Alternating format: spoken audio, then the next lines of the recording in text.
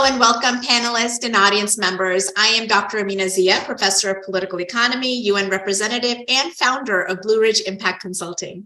I'm honored and excited to moderate the 8th Multi-Stakeholder Forum on Science, Technology, and Innovation for the Sustainable Development Goals side event titled Bridging Gaps with Digital Healthcare.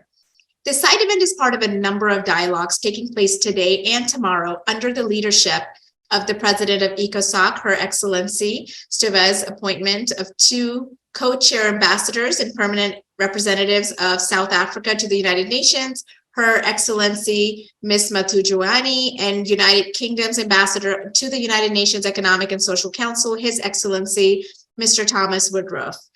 In line with the recent mandates, the STI Forum is an intentional space for discussion on science and technology and innovation cooperation in support of the SDGs. Our discussion today is in preparation for and will serve as inputs for the high-level political forum on sustainable development, which will be held in July of this year. For me, it has been a privilege to work over the last few years on social protections for all within the UN civil society space. And since the UN global goals were adopted and commitments were made towards partnerships, towards inclusion, and of course, towards sustainability. Today's discussion is especially important because the focus is on solutions and on implementation. It is on leveraging technology-based interventions and, of course, harnessing the power of partnerships. And most importantly, it is on understanding the very unique needs of community vulnerabilities. Today, Congressman Swalwell will open our discussion on the role that innovation and technology play in helping us bridge healthcare gaps in individual communities. In Congress, he serves on the House Judiciary and Homeland Security Committees. He is also chairman of the Future Forum and has worked on policies to promote equality, opportunity, and security for his district, including investments in infrastructure, research and development, and transit. I am honored to invite him to open our discussion. Congressman, you have the floor. And as you all know, personalized medicine, or we also call it precision medicine, is an approach to healthcare that tailors treatments and interventions in the unique genetic factors of individual patients. And it really prevents families, especially of little kids, from going on, costly, emotional diagnostic odysseys. And so we're now able to leverage, the advancements in genomics, data analytics, and molecular diagnostics. And personalized medicine really enables healthcare providers, to deliver a more targeted, effective, and safer therapy. And so the potential benefits, because it's just the tip of the iceberg, are so immense and can lead to better and more accurate diagnosis, better prediction of disease risk, and identify, optimal treatments based on a patient's unique genetic makeup. And so the caucus is just working to improve not just patient outcomes, but also bring down the cost of healthcare, bend the cost curve, and really minimize the risk for patients of adverse reactions to medications. There's a pediatrician shortage in America right now, and to get an appointment often takes weeks, but we are able to text a nurse practitioner often, and in most cases, we don't need to go into a physical appointment. And so expanding access for that, making sure it's covered, is so important. So that's what I see as far as what is a democratic agenda going to look like in 2024. Well, just building on Obamacare, building on what we put into the Inflation Reduction Act as far as bringing down the costs for seniors, expanding the access to insulin at an affordable rate for seniors, but hopefully in 24, if we're in the majority, that would also include every American that is diabetic. So I think the momentum is, to expand access and reduce cost, invest in technology, see technology as a way to bring down cost.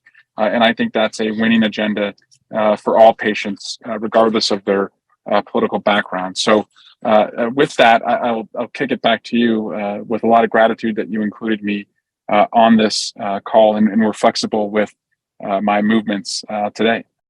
I think some of the just to reiterate some of the points that the Congressman so generously made, and also the topic of our conversation is the need to ensure that the most vulnerable segments of our communities do have care and do have access. Let's go ahead and now open our panel discussions, and we can talk about. Today, we will talk about recommendations, we will talk about best practices, and we will talk about ideas that are shared during this segment of the side event. Our panel discussants today are dynamic change leaders who continue their professional journey to ensure equity, to ensure justice and inclusion. And I will introduce each panelist, and then I will ask them to share their insights. We are joined today by Professor Greg Gutkowski, a best-selling author with over 30 years of multidisciplinary global experience, spanning marketing, sales, IT management, internet software development, and advanced data analytics. He teaches business analytics and digital strategies at the University of North Florida College of Business and serves as the digital strategist at Remote Patient Monitoring. Professor Gutkowski, how do you see remote patient monitoring working, and what are some of the advantages that it provides? Yeah, thank you. Thank you for the opportunity to address your audience.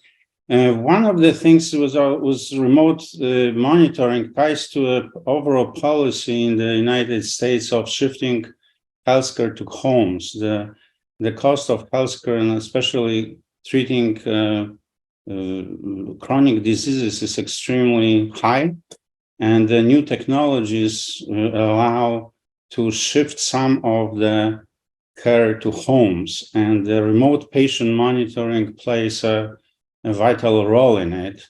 And so the new technologies are very relevant, and the best way to show this and to talk about it, about the benefits of it, how it works, is to provide you a quick example how this works. What we have, one of the problems that is very, very prevalent is the high blood pressure. And what's possible today is that the patient may have a device, just like you see here, and they will measure their blood pressure daily. And all they have to do is to push the button in that device to send the data securely to our servers. And the patient, there's no training involved. The patient, all they have to do is to take that measurement, and this will be automatically sent through the cloud. So let's say that somebody has a blood pressure of 200.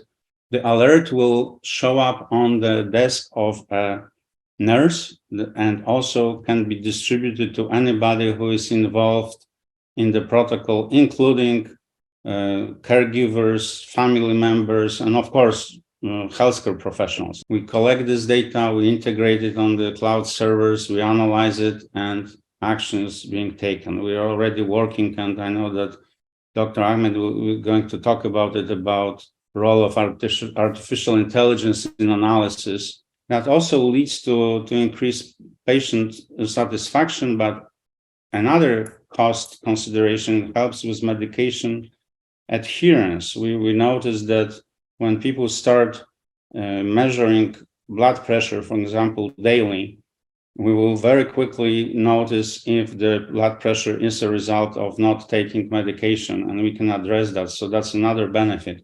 So I see in general the benefits of remote patient monitoring. Is the major benefit is really early detection of things that otherwise will go unnoticed. Thank you, Professor Gutkowski, for sharing the insights on the advantages for remote patient monitoring. I do have a follow-up question for you, if I may. How, in your experience, has remote patient monitoring helped senior citizens and people with chronic conditions? It decreases the anxiety level, also decreases we've seen the decrease in the visits to ER.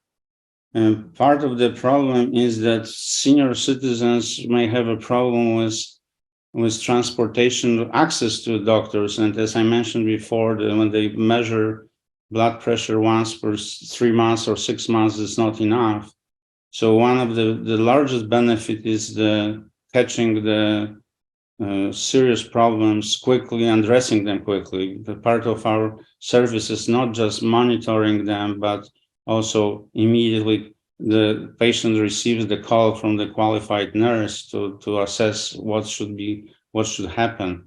There's another very interesting component that we can bring the family to the care, because family can be once they receive those alerts, and they may get involved very quickly in assisting the parents or siblings in care. So that increased communication is another benefit, that people know faster and at the relevant time about any serious problems. Absolutely. Thank you. Mm-hmm.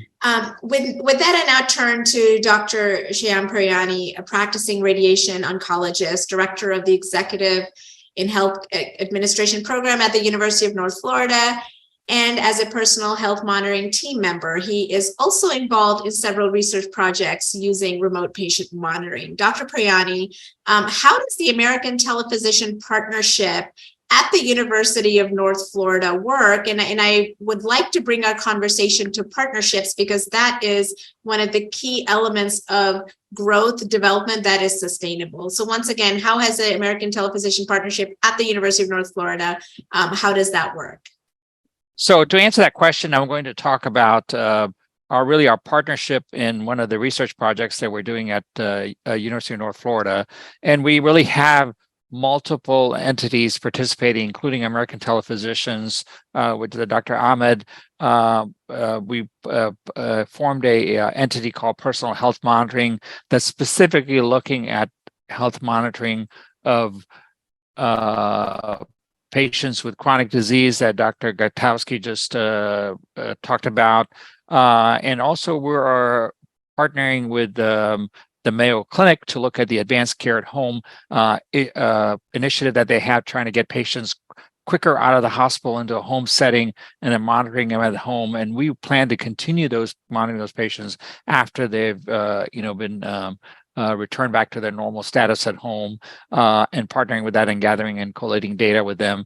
And then we also have a research project that we're doing with one of our senior citizen independent living facilities, really a transitional care at Cypress Village. And we did the study with senior citizens where we monitored their blood pressure on a daily basis to see if we could make a difference in impact. And we did. And Dr. Gutkowski just pointed out that we can have multiple benefits to doing daily monitoring. As I mentioned, University of North Florida is really spearheading this project by trying to get a cooperative venture with all the entities involved here that I mentioned. As I mentioned, Dr. Ahmed and myself have initiated this study with the help of Dr. Gutkowski and several other individuals from the institutions I just mentioned, looking at personal health monitoring. So it's again a joint collaborative effort on doing this research. So as was mentioned, we're doing a study on senior citizens monitoring their blood pressure, but then we decided to move to the more healthy population and say, can we help even patients or people, not even patients, they're not patients yet, which is good. We want to keep them healthy and well. So the idea is to create a complete remote patient monitoring system for patients with chronic disease, but apply it to our athletes. And so we have basically our remote patient monitoring system for athletes with data tracking, and we have comprehensive data that we can use to assess the status of athletes. And so what are we looking for? Well, there's this is a study that was published several years ago now, but looked at data looking at continuous performance in in a subgroup of athletes, and they noticed that there was a marked improvement in team performance, team fitness, and also even team injuries. So using some of that data that was collected earlier, what we started was continuous monitoring through the school year using primarily Fitbit 5, but again, we have access to all these other devices that I spoke about just a second ago. And the idea here is to monitor their exercise, their activity level, not during just during practice, but also what they're doing the other 23 hours of the day when they're not practicing, and 6 days a week, so, and then also look at sleep and physiologic changes. So we're looking at heart rate, blood pressure, weight, and then we're trying to correlate injury and correlate that with their activity level and the recovery time that's required for these athletes to recover from their injury. And then obviously all the athletes are concerned about performance. How are they performing? So can we have some of these parameters to predict their performance? And that's what we're looking at. So this is a pictorial of our athletes, and here's one of our basketball players who's actually a graduate student in our program and is actually conducting research with us as one of the primary research persons in athletes at UNF. And we started this in late last year. And as I said, we have a team of researchers from nurses to athletic trainers to physicians with Dr. Ahmed and technical people to get all the data supported, as well as Dr. Gutkowski and his colleagues to help us analyze the data and look at the data. Thank you for sharing that, Dr. Paryani. Disaggregate data and data-driven research is the cornerstone of development of all kinds. And I think that the fact that right now we have the academia with data, we're harnessing the power and leveraging technology and innovation to bring together an understanding. I think that is pretty key. So as we continue our discussion, we know that commitments and strategies and processes and of course implementation are an important part of solutions. And today's conversation is around finding solutions, bridging these gaps that we have in access to healthcare for all communities. I now would like to look at how to ensure that there is a continuation and there's further implementation of these ideas into reality. And for that, I would like to now bring into the discussion Dr. Waqas Ahmed, the founder and CEO of American TelePhysicians. Dr. Ahmed is a nephrologist and a hypertension specialist who is passionate about innovation and patient care. And Dr. Ahmed is no stranger to the UN platform, as American TelePhysicians has been recognized, and it continues to act as a stakeholder in these very important deliberations and negotiations that are taking place. Dr. Ahmed, I would like to turn the focus and attention to you and ask you, what is the future of remote patient monitoring with your insight and the role that AI can play? Thank you so much. Thank you, Ameena, and what a great discussion, Professor Gutkowski and Dr. Paryani, and earlier an insight by the Congressman Swalwell. Certainly, we have been a stakeholder at the United Nations Forum for Digital Health, and as we are continue to see more and more innovation over the last couple of years, especially the remote patient monitoring has been a fundamental pillar for the virtual care. We all know virtual care initially was perceived just, like a Zoom video consultation. It evolved into has now evolved into a full-fledged online healthcare campus model. And that's where the remote patient monitoring is become a unique pillar there. There are a lot of conditions which always Dr. Gutkowski and Dr. Paryani has gone over, what the chronic conditions we can monitor. It also addressed the questions raised by Dr. Khan about the athletes.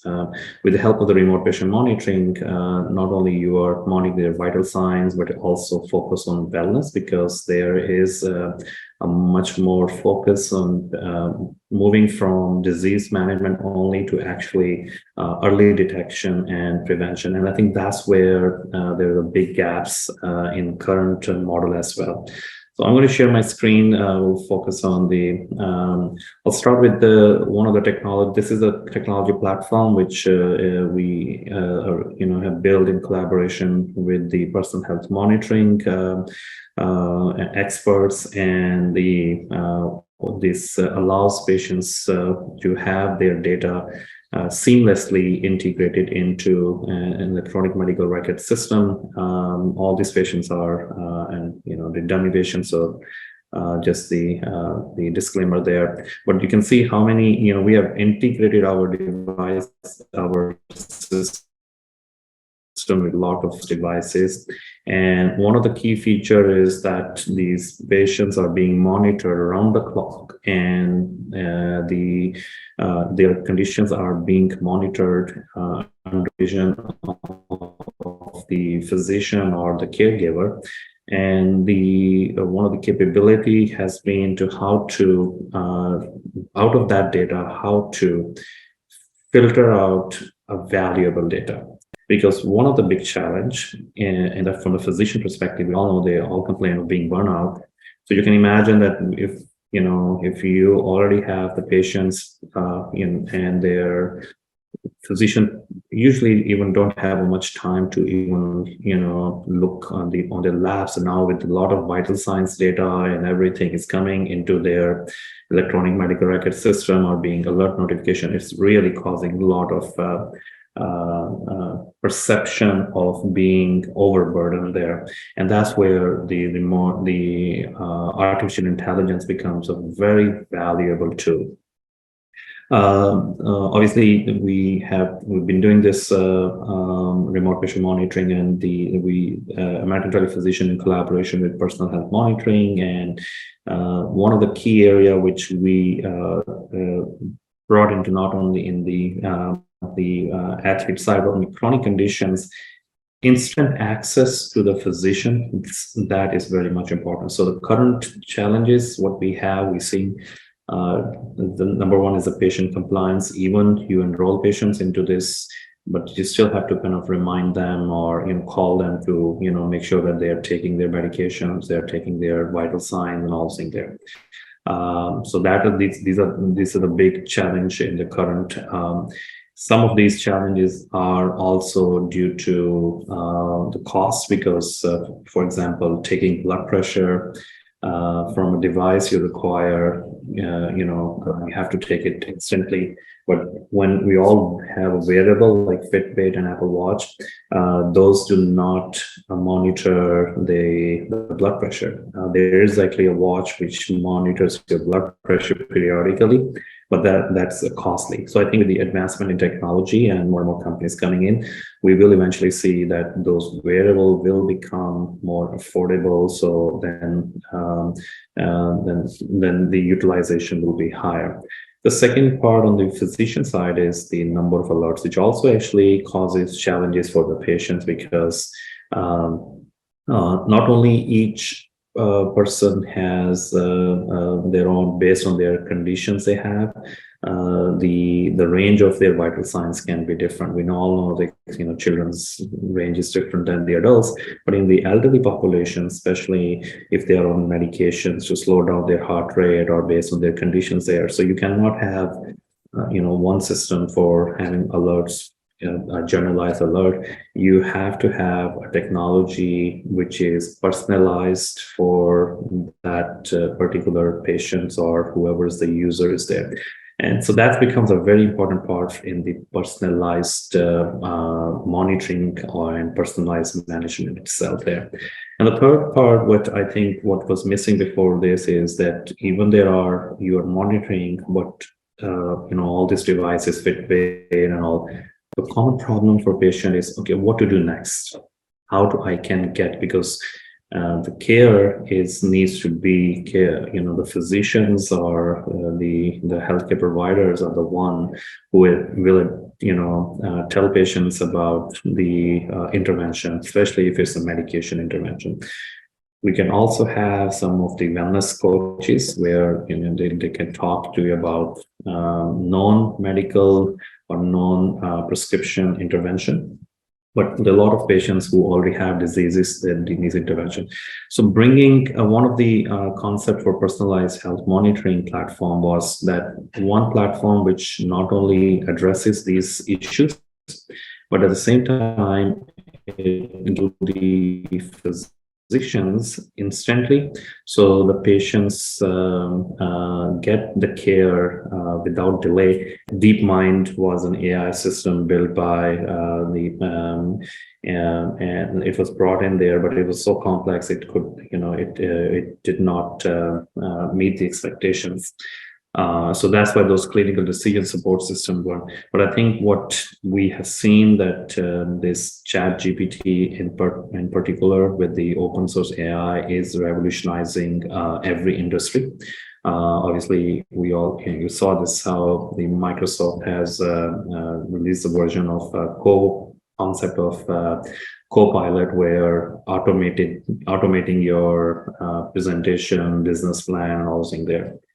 When it comes to healthcare, there are going to be certain utilization, and these utilizations are actually on the both side, as well as the physician side, as well as the patient side there. Some of the case scenarios we will be seeing that with this system, the virtual assistants, so having a very smart chatbot which essentially tells patients about if their blood pressure or vital signs are out of range. So rather than sending that false alerts, is essentially intervention happening automatically, and making sure are they have they missed their medications, some of the common scenarios, or any other, are they having is it like they are running and their vital signs are heart rate is expected to go higher. So those are the use case scenarios we'll be seeing.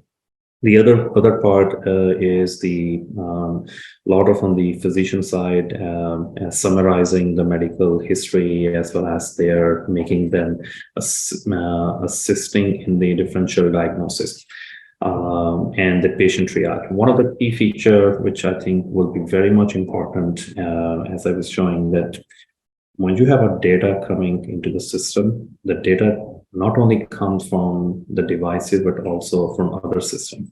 So having an integration with different electronic medical record system, and then the data is coming from the device itself.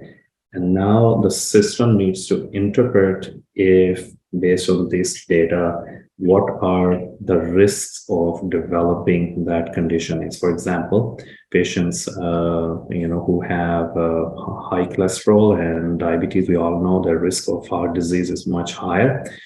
But if you ask a physician what is the risk, what's the percentage of the risk there, unless they do some more research on the back end, or research papers,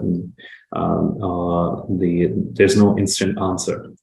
With utilization of integrating the ChatGPT AI, that query will automatically tell patients based on their, hey, this patient has X risk of cardiac disease, X time, or risk of stroke.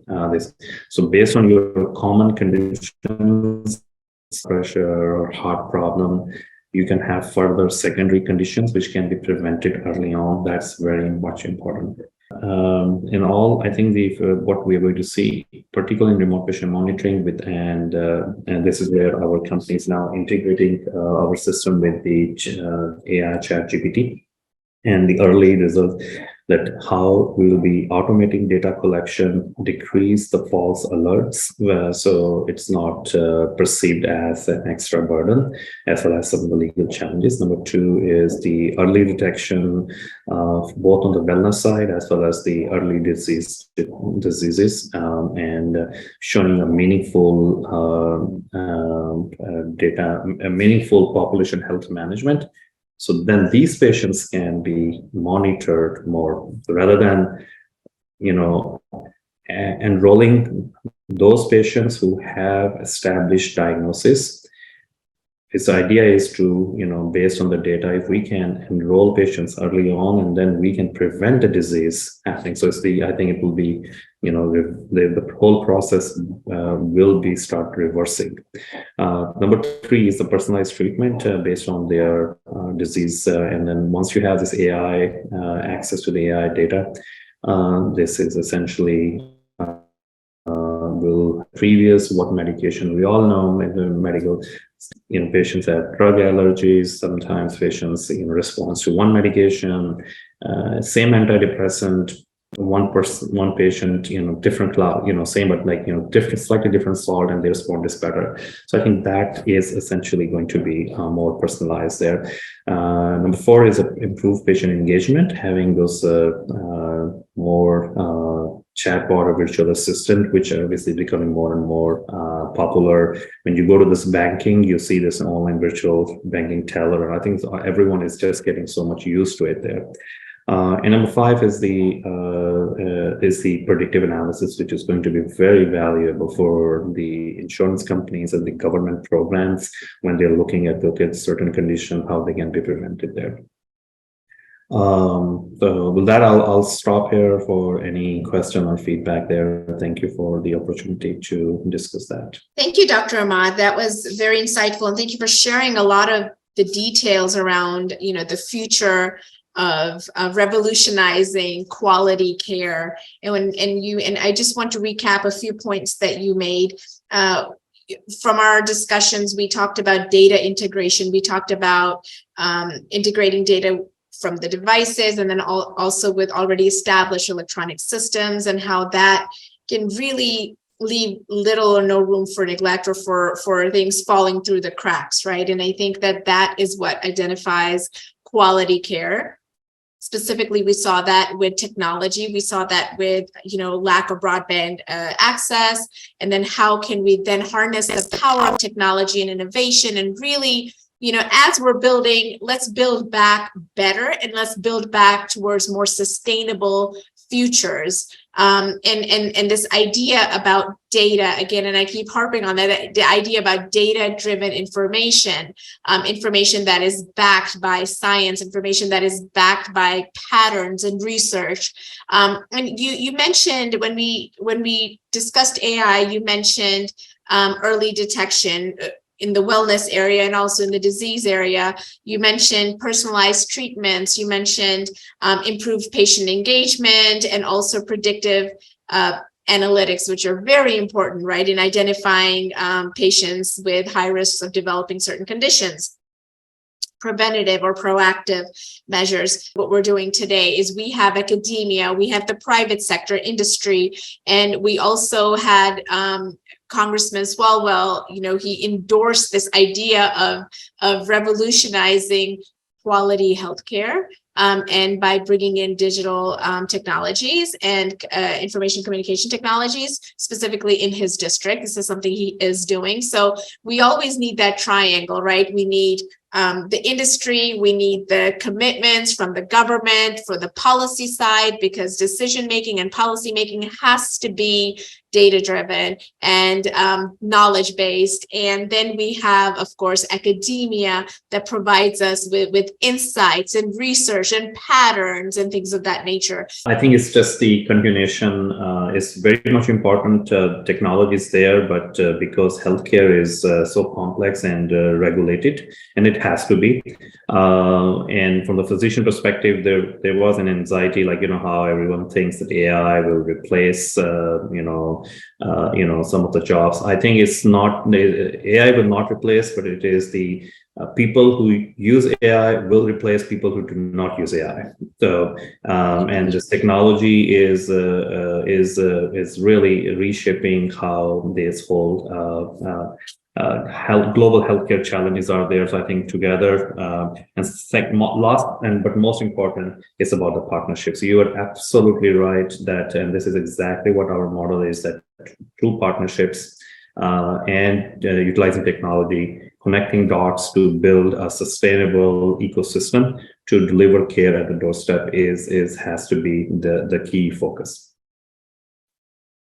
Absolutely. Thank you. Thank you so much. I am so hopeful for the insight and the commitments that are shared today as we continue our collective efforts towards building back better, towards sustainable systems, and of course, towards inclusive communities. And a special thanks, of course, to our audience members for joining us from around the world and for spending part of your day with us. And with that, I thank all of you guys and have an absolutely good rest of your day. Thank you so much. Thank you. Goodbye. Thank you, everyone. Bye-bye.